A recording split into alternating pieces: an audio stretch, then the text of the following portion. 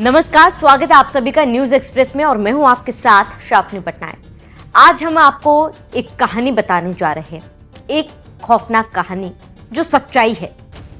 वो सच्चाई जो एक शादी के बारे में थी, एक ऐसी शादी जहां बाराती इंसान नहीं थे, एक ऐसा नाच जो मौत के साए में हुआ। क्या आपने कभी सुना है कि कोई नामी कलाकार किसी जिन के निकाह में परफॉर्म करने गया हो? सुनने में ये किसी डरावनी फिल्म की कहानी लगती है, लेकिन सोशल मीडिया पर नूरा तकाका के नाम पर यह दावा रातों रात वायरल हो गया है। आज के वीडियो में हम उस खौफनाक रात की हकीकत खंगालेंगे। क्या वाकई नूरा को जिन्होंने अगवा किया था और वहां उन्होंने ऐसा क्या देखा कि उनकी रूह कांप गई? चलिए इस रहस्य से पर्दा उठाते हैं। इस वीडियो में आज हम इस वायरल दावे की पड़ताल करेंगे कि आखिर नूरा तकाका कौन थी, कैसे वो एक जिन की शादी में परफॉर्म करने पहुंची, वहां पहुंचकर उनके साथ क्या हुआ और आजकल वो क्या कर रही है। कौन थी नूरा तकाका? 90 के दशक में कुवैत में नूरा तकाका का वही रुतबा था जो आज की बड़ी पॉप स्टार्स का होता है। वो अपनी तकाका यानी पारंपरिक कुवैती बैंड जिसमें केवल महिलाएं होती है और ड्रम बजवाती है की लीडर थी। शादियों के सीजन में वो इतनी बिजी होती थी कि उनके पास सांस लेने तक की फुर्सत नहीं होती। वो बेबाक थी, उनकी आवाज बुलंद थी और उनका रसूख पूरे गल्फ में था। वो अजीब फोन कॉल साल 1997 का एक दोपहर जब नूरा अपने घर के सोफे पर बैठी थी, तभी उनके घर का फोन बजता है। नूरा रात में किसी शादी में परफॉर्म करके आई थी।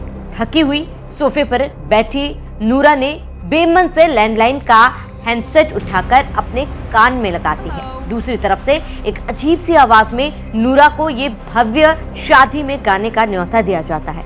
नूरा उन दिनों इतनी बिजी थी कि उन्होंने ये ऑफर ठुकरा दिया, लेकिन सामने से नूरा को इतना बड़ा ऑफर दिया गया कि ये मना नहीं कर पाई। जबकि उस दिन उनका बैंड काफी थका हुआ था। शाम को एक काली कार उन्हें लेने आई और काफी देर तक सुनसान रास्तों से होते हुए उन्हें शहर के बाहरी इलाके में एक आलीशान हवेली में ले गई। हवेली के अंदर नूरा ने क्या देखा? नूरा ने बाद में जो बताया या जो कहानियों में मशहूर हुआ, उसके मुताबिक वही सब कुछ बहुत परफेक्ट और आलीशान था। वहाँ बहुत सारे लोग थे और सब ने बेहद महंगे और ट्रेडिशनल कपड़े पहने थे। नूरा को महसूस हुआ कि वहाँ मौजूद लोग बहुत ज्यादा खुश थे, लेकिन उनकी हंसी में एक अजीब सी गूंज थी। खैर, नूरा ने अपने बैंड के साथ परफॉर्म करना शुरू किया। देखते ही देखते महफिल में समा बंध गया। मेहमान सारे डांस फ्लोर पर आ गए और एक दूसरे के साथ डांस करने लगे। मंच पर गाना गाते वक्त नूरा की नजर एक नाचती हुई महिला के पैरों पर पड़ी। लंबे ड्रेस के नीचे से उन्हें इंसानी पैरों के बजाय जानवरों के खुर दिखाई दिए। जब नूरा ने गौर से पूरी भीड़ को देखा तो उसे एहसास हुआ कि वह किसी इंसान की नहीं बल्कि जिनों की महफिल में थी। इसके बाद नूरा के पूरे बैंड में डर का माहौल बन गया, लेकिन नूरा ने यहाँ बड़ी चालाकी से काम लिया। उन्होंने अपने बैंड से कहा, परफॉर्म मत रोकना।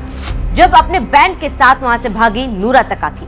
कहा जाता है कि नूरा ने डर के मारे गाना नहीं रोका, क्योंकि उन्हें लगा कि अगर वो रुकी तो जिन उन पर हमला कर देंगे। उन्होंने कांपती आवाज में गाना जारी रखा। जैसे ही सुबह की पहली अजान हुई, रोशनी धुंधली पड़ने लगी। नूरा और उनका बैंड वहां से बदहवास होकर भागा। भागते भागते जब वो हवेली से दूर पहुंचे तो उन्हें एक शख्स मिला। सारी कहानी सुनने के बाद उसने जो बताया, उसने नूरा का शक यकीन में बदल दिया। उस शख्स ने बताया कि ये हवेली तो सालों से खाली पड़ा है, यहाँ कोई नहीं रहता। वापस जाकर देखने पर पता चला कि वहां कोई हवेली थी ही नहीं, सिर्फ एक पुराना खंडरनुमा घर था जो सालों से खाली पड़ा था। इस कहानी की सच्चाई क्या है? नूरा तकाका की ये स्टोरी पिछले कई दिनों से इंटरनेट पर खूब वायरल हो रही है। अब अगर हम इसे डिकोड करें तो इस वायरल स्टोरी के 3 पहलू हो सकते हैं।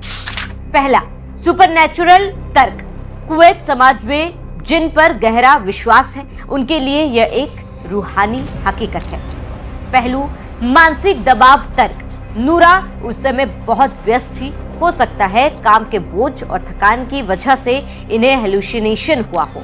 पहलू, पब्लिसिटी या वैराग्य तर्क। कई लोग मानते हैं कि नूरा धार्मिक होना चाहती थी और संगीत छोड़ना चाहती थी, इसलिए उन्होंने इस कहानी को एक सम्मानजनक एग्जिट के रूप में इस्तेमाल किया।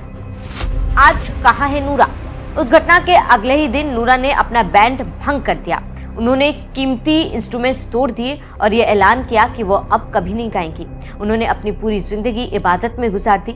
हालांकि इस कहानी का एक और पहलू है जो इंटरनेट पर वायरल खबर से इतर कहानी बताती है।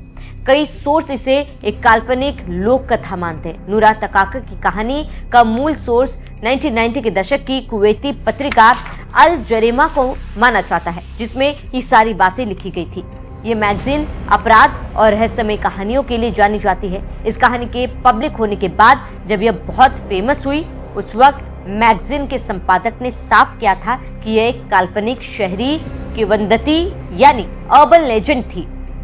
उन्होंने इसे रीडर्स के एंटरटेनमेंट के लिए डरावनी कहानी के रूप में छपना था, न कि किसी सही समाचार के रूप में। हालांकि ये बात भी सच है कि नूरा नाम की एक मशहूर गायिका कुवैत में वाकई मौजूद थी, लेकिन उन्होंने कभी इस घटना की पुष्टि नहीं की। उनका गाना छोड़ना और बैंड भंग करने के पीछे निजी कारण या हेल्थ इश्यू बताए जाते हैं, न कि कोई अलौकिक घटना।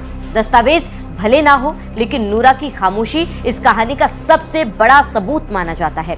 एक कलाकार अपनी शोहरत के शिखर पर बिना किसी ठोस वजह के सब कुछ नहीं छोड़ता। इंटरनेट पर वायरल इस कहानी पर आपकी क्या राय है, हमें कमेंट कर जरूर बताएं। वीडियो अगर पसंद आई हो तो इसे लाइक करें, ज्यादा से ज्यादा लोगों तक इसे शेयर करें ताकि उन्हें इस वायरल स्टोरी की सच्चाई पता चल सके। और अगर अभी तक आपने न्यूज एक्सप्रेस को सब्सक्राइब नहीं किया तो अभी जरूर करें।